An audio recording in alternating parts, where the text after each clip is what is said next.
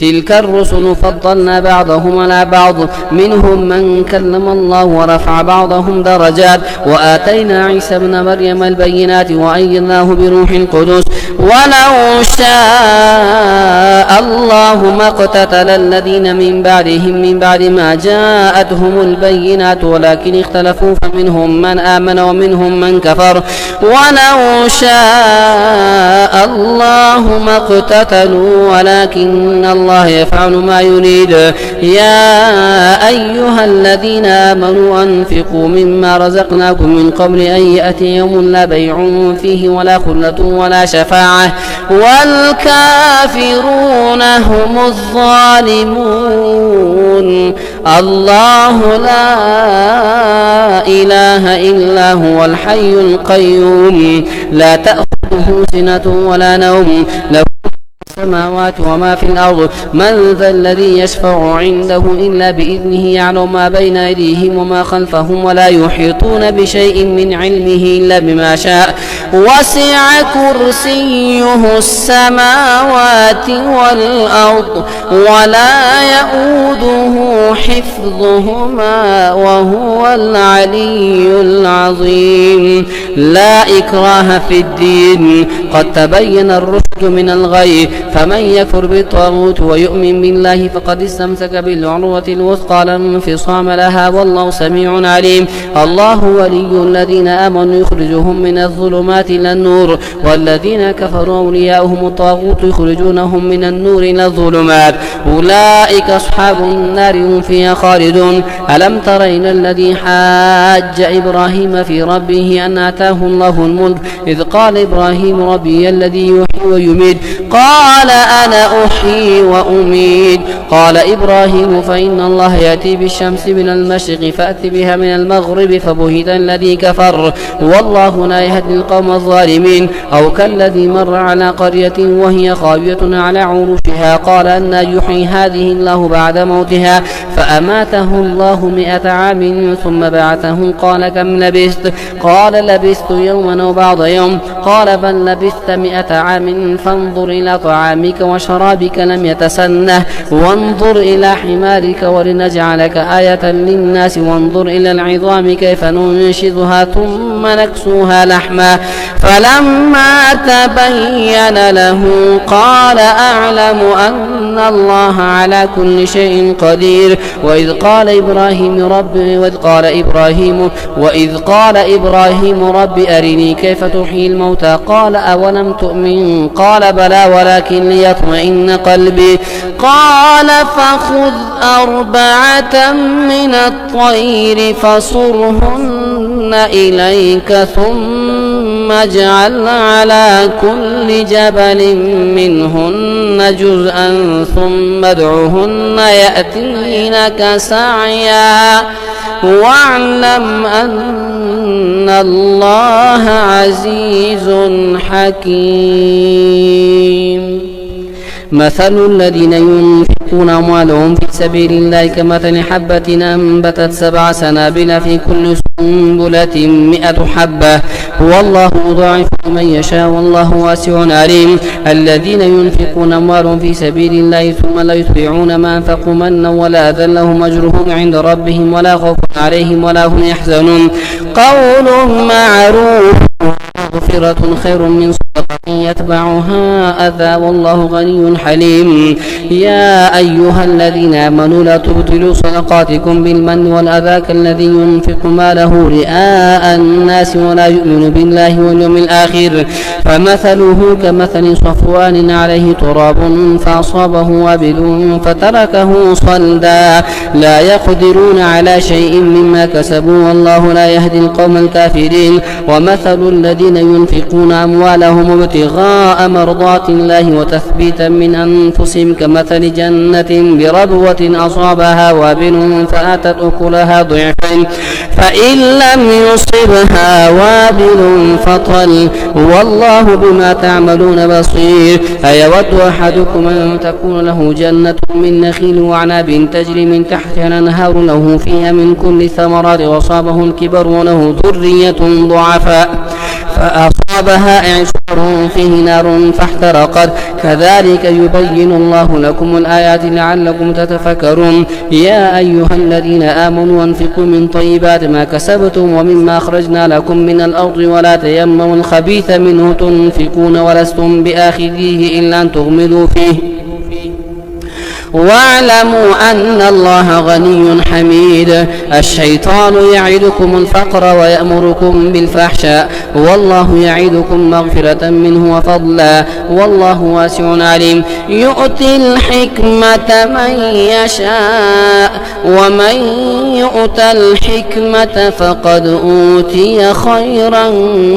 كثيرا وما يذكر إلا أولو الألباب وما أنفقتم من نفقة أو نذرتم من نذر فإن الله يعلمه وما للظالمين من أنصار إن تبدوا الصدقات فنعما هي وإن تخفوها وتؤتوها الفقراء فهو خير لكم ويكفر عنكم من سيئاتكم والله ما تعملون خبير ليس عليك هداهم ولكن الله يهدي من يشاء وما تنفقوا من خير فلأنفسكم وما تنفقون إلا ابتغاء وجه الله وما تنفقوا من خير يوفى إليكم وأنتم لا تظلمون للفقراء الذين أحصروا في سبيل الله لا يستطيعون ضربا في الأرض يحسبهم الجاهل أغنياء من التعفف تعرفهم بسيماهم لا يسألون الناس إلحافا وما تنفقوا من خير فإن الله به عليم الذين ينفقون أموالهم بالليل والنهار سرا وعلانية فلهم أجرهم عند ربهم ولا خوف عليهم ولا هم يحزنون الذين يأكلون الربا لا يقومون إلا كما يقوم الذي يتخبطه الشيطان من المس ذلك بأنهم قالوا إنما البيع مثل الربا وأحل الله البيع وحرم الربا فمن جاءه موعظة من ربه فانتهى فله ما سلف وأمره إلى الله ومن عاد فأولئك أصحاب النار هم فيها خالدون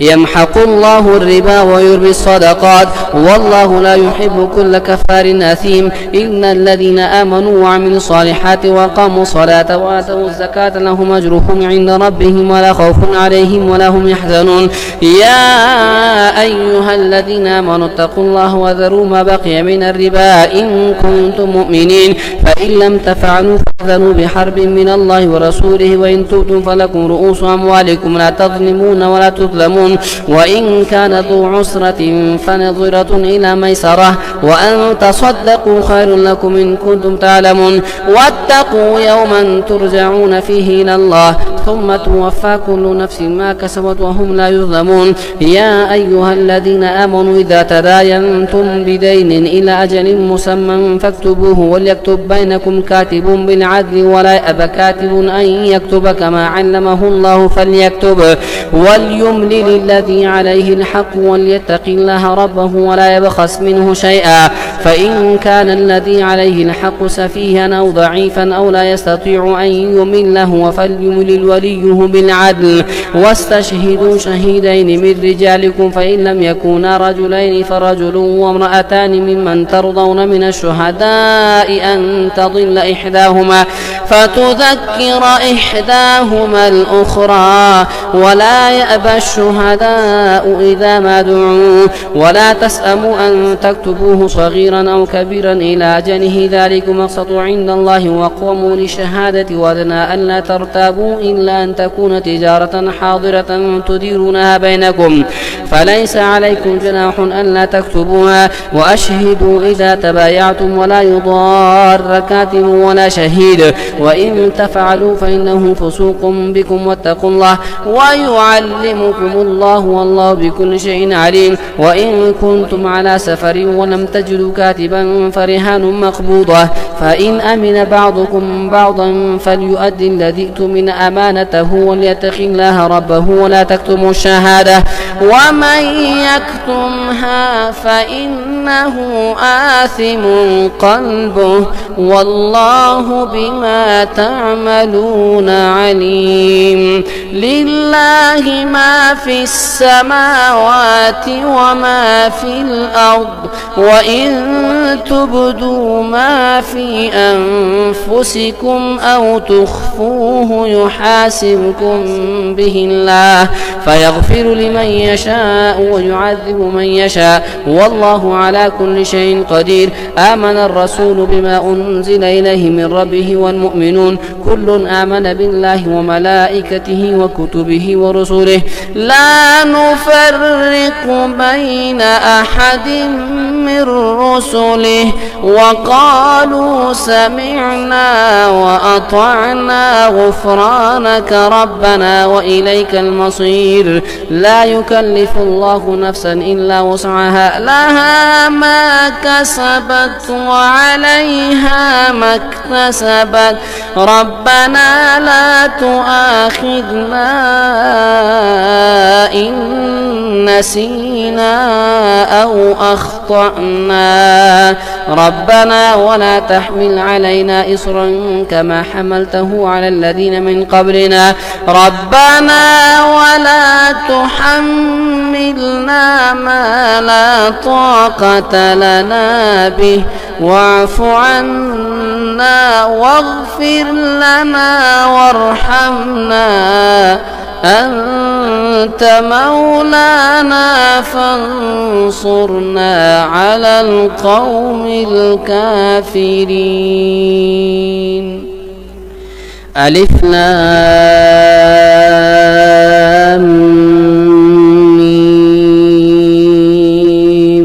الله لا إله إلا هو الحي القيوم نزل عليك الكتاب بالحق مصدقا لما بين يديه وأنزل التوراة والإنجيل من قبل هدى للناس وأنزل الفرقان إن الذين كفروا بآيات الله لهم عذاب شديد والله عزيز ذو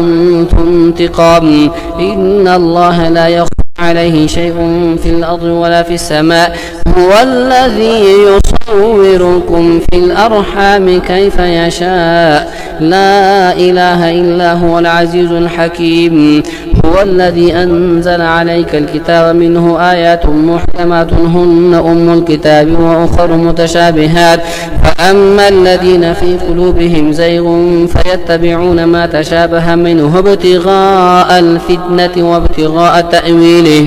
وما يعلم تأويله إلا الله والراسخون في العلم يقولون آمنا به كل من عند ربنا وما يذكر إلا أولو الألباب. ربنا لا تزغ قلوبنا بعد إذ هديتنا وهب لنا من لدنك رحمة إنك أنت الوهاب. ربنا إنك جامع الناس ليوم لا ريب فيه إن الله لا يخلف الميعاد. إن الذين كفروا لن تغني عنهم أموالهم ولا أولادهم من الله شيئا وأولئك هم وقود النار كدأب آل فرعون والذين من قبلهم كذبوا بآياتنا فأخذهم الله بذنوبهم والله شديد العقاب. قل للذين كفروا ستغلبون وتحشرون إلى جهنم وبئس المهاد. قد كان لكم آية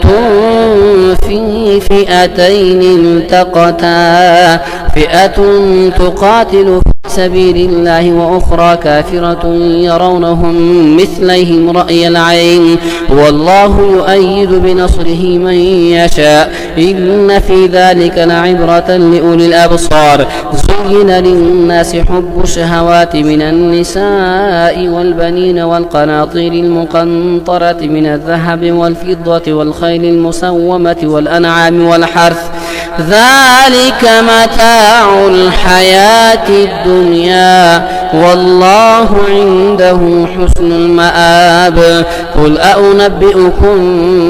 بخير من ذلكم للذين اتقوا عند ربهم جنات تجري من تحتها الأنهار خالدين فيها وأزواج مطهرة ورضوان من الله والله بصير بالعباد. الذين يقولون ربنا إننا آمنا فاغفر لنا ذنوبنا وقنا عذاب النار. الصابرين والصادقين والقانتين والمنفقين والمستغفرين بالأسحار. شهد الله أنه لا إله إلا هو والملائكة وأولو العلم قائما بالقسط. لا إله إلا هو العزيز الحكيم. إن الدين عند الله الإسلام وما اختلف الذين أوتوا الكتاب إلا من بعد ما جاءهم العلم بغيا بينهم ومن يكفر بآيات الله فإن الله سريع الحساب. فإن حاجوك فقل أسلمت وجهي لله ومن اتبعن وقل للذين أوتوا الكتاب والأميين أأسلمتم فإن أسلموا فقد اهتدوا وإن تولوا فإنما عليك البلاغ والله بصير بالعباد. إن الذين يكفرون بآيات الله ويقتلون النبيين بغير حق ويقتلون الذين يأمرون بالقسط من الناس فبشرهم بعذاب أليم. أولئك الذين حبطت أعمالهم في الدنيا والآخرة وما لهم من ناصرين. ألم تر إلى الذين أوتوا نصيبا من الكتاب يدعون إلى كتاب الله ليحكم بينهم ثم يتولى فريق منهم وهم معرضون. ذلك بأنهم قالوا لن تمسنا النار إلا أياما معدودات وغرهم في دينهم ما كانوا يفترون. فكيف إذا جمعناهم ليوم لا ريب فيه ووفيت كل نفس ما كسبت وهم لا يظلمون. قل اللهم مالك الملك تؤتي الملك من تشاء وتنزع الملك ممن تشاء وتعز من تشاء وتذل من تشاء بيدك الخير إنك على كل شيء قدير. تولج الليل في النهار وتولج النهار في الليل وتخرج الحي من الميت وتخرج الميت من الحي وترزق من تشاء بغير حساب. لا يتخذ المؤمنون الكافرين أولياء من دون المؤمنين ومن يفعل ذلك فليس من الله في شيء إلا أن تتقوا منهم تقاه ويحذركم الله نفسه وإلى الله المصير. قل إن تخفوا ما في صدوركم أو تبدوه يعلمه الله ويعلم ما في السماوات وما في الأرض والله على كل شيء قدير. يوم تجد كل نفس ما عملت من خير محضرا وما عملت من سوء تود لو أن بينها وبينه أمدا بعيدا ويحذركم الله نفسه والله رؤوف بالعباد. قل إن كنتم تحبون الله فاتبعوني يحببكم الله ويغفر لكم ذنوبكم والله غفور رحيم. الله والرسول فإن تولوا فإن الله لا يحب الكافرين. إن الله اصطفى آدم ونوحا وآل إبراهيم وآل عمران على العالمين ذرية بعضها من بعض والله سميع عليم. إذ قالت امرأة عمران رب إني نذرت لك ما في بطني محررا فتقبل مني إنك أنت السميع العليم. فلما وضعتها قالت رب إني وضعتها أنثى والله أعلم بما وضعت وليس الذكر كالأنثى وإني سميتها مريم وإني أعيذها بك وذريتها من الشيطان الرجيم. فتقبلها ربها بقبول حسن وأنبتها نباتا حسنا وكفلها زكريا. كلما دخل عليها زكريا المحراب وجد عندها رزقا. قال يا مريم أنى لك هذا؟ قالت هو من عند الله إن الله يرزق من يشاء بغير حساب. هنالك دعا زكريا ربه قال رب هب لي من لدنك ذرية طيبة إنك سميع الدعاء. فنادته الملائكة وهو قائم يصلي في المحراب أن الله يبشرك بيحيى مصدقا بكلمة من الله وسيدا وحصورا ونبيا من الصالحين. قال رب أنى يكون لي غلام وقد بلغني الكبر وامرأتي عقر؟ قال كذلك الله يفعل ما يشاء. قال رب اجعل لي آية. قال آيتك ألا تكلم الناس 3 أيام إلا رمزا واذكر ربك كثيرا وسبح بالعشي والإبكار. وإذ قالت الملائكة يا مريم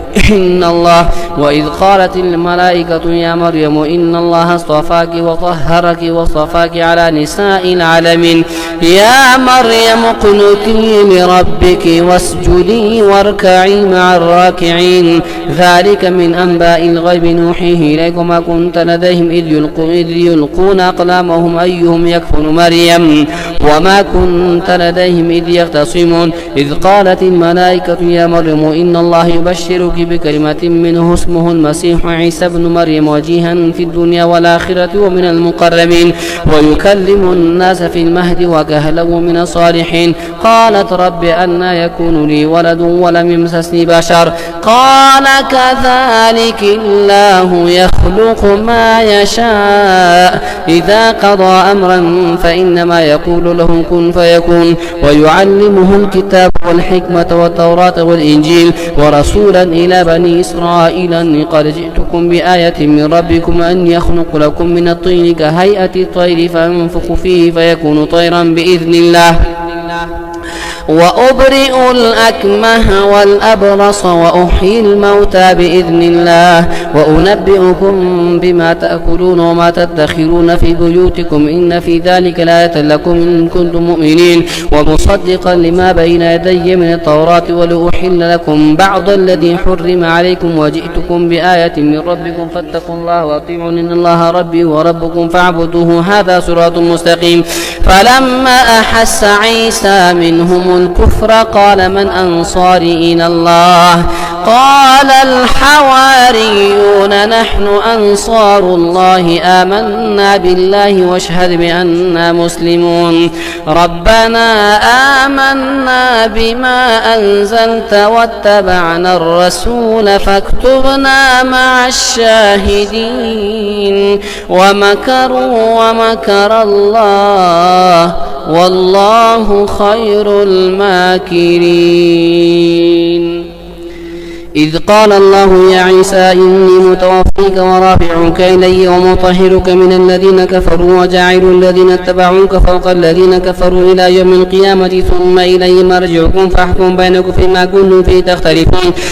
أما الذين كفروا فأعذبهم عذابا شديدا في الدنيا والآخرة وما لهم من ناصرين. وأما الذين آمنوا وعملوا الصالحات فيوفيهم أجورهم والله لا يحب الظالمين. ذلك نتلوه عليك من الآيات وذكر الحكيم. إن مثل عيسى عند الله كمثل آدم خلقه من تراب ثم قال له كن فيكون. الحق من ربك فلا تكن من الممترين. فمن حاجك فيه من بعد ما جاءك من العلم فقل تعالوا ندعو أبناءنا وأبناءكم ونساءنا ونساءكم وأنفسنا وأنفسكم ثم نبتهل فنجعل لعنة الله على الكاذبين. إن هذا لهو القصص الحق وما من إله إلا الله وإن الله لهو العزيز الحكيم. فإن تولوا فإن الله عليم بالمفسدين. قل يا أهل الكتاب تعالوا إلى كلمة سواء بيننا وبينكم ألا نعبد إلا الله ولا نشرك به شيئا ولا يتخذ بعضنا بعضا أربابا من دون الله. فإن تولوا فقولوا اشهدوا بأننا مسلمون. يا أهل الكتاب لم تحاجون في إبراهيم وما أنزلت التوراة والإنجيل إلا من بعده فلا تعقلون. ها أنتم هؤلاء حاججتم فيما لكم به علم فلم تحاجون فيما ليس لكم به علم والله يعلم وأنتم لا تعلمون ما كان إبراهيم يهوديا ولا نصرانيا ولكن كان حنيفا مسلما وما كان من المشركين إن أولى الناس بإبراهيم للذين اتبعوه هذا النبي والذين آمنوا والله ولي المؤمنين ود طائفة من أهل الكتاب لو يضلونكم وما يضلون إلا أنفسهم وما يشعرون يا أهل الكتاب لم تكفرون بآيات الله وأنتم تشهدون يا أهل الكتاب لم تلبسون الحق بالباطل وتكتمون الحق وأنتم تعلمون وقالت طائفة من أهل الكتاب آمنوا بالذي أنزل على الذين آمنوا وجه النهار واكفروا آخره لعلهم يرجعون ولا تؤمنوا إلا لمن تبع دينكم إن الهدى هدى الله أن يؤتى أحد مثل ما أوتيتم أو يحاجكم عند ربكم قل إن الفضل بيد الله يؤتيه من يشاء والله واسع عليم يختص برحمته من يشاء والله ذو الفضل العظيم ومن أهل الكتاب من إن تأمنه بقنطار يؤديه إليك ومنهم من إن تأمنه بدينار لا يؤديه إليك إلا ما دمت عليه قائما ذلك بأنهم قالوا ليس علينا في الأميين سبيل ويقولون على الله الكذب وهم يعلمون بلى من أوفى بعهده واتقى فإن الله يحب المتقين إن الذين يشترون بعهد الله وإيمانهم ثمنا قليلا أولئك لا خلاق لهم في الآخرة ولا يكلمهم الله ولا ينظر إليهم يوم القيامة ولا يزكيهم ولهم عذاب أليم وإن منهم لفريقا يلوون ألسنتهم بالكتاب لتحسبوه من الكتاب وما هو من الكتاب ويقولون هو من عند الله وما هو من عند الله ويقولون على الله الكذب وهم يعلمون ما كان لبشر أن يؤتيه الله الكتاب والحكم والنبوة ثم يقول للناس كونوا عبادا لي من دون الله ولكن كونوا ربانيين بما كنتم تعلمون الكتاب وبما كنتم تدرسون ولا يأمركم أن تتخذوا الملائكة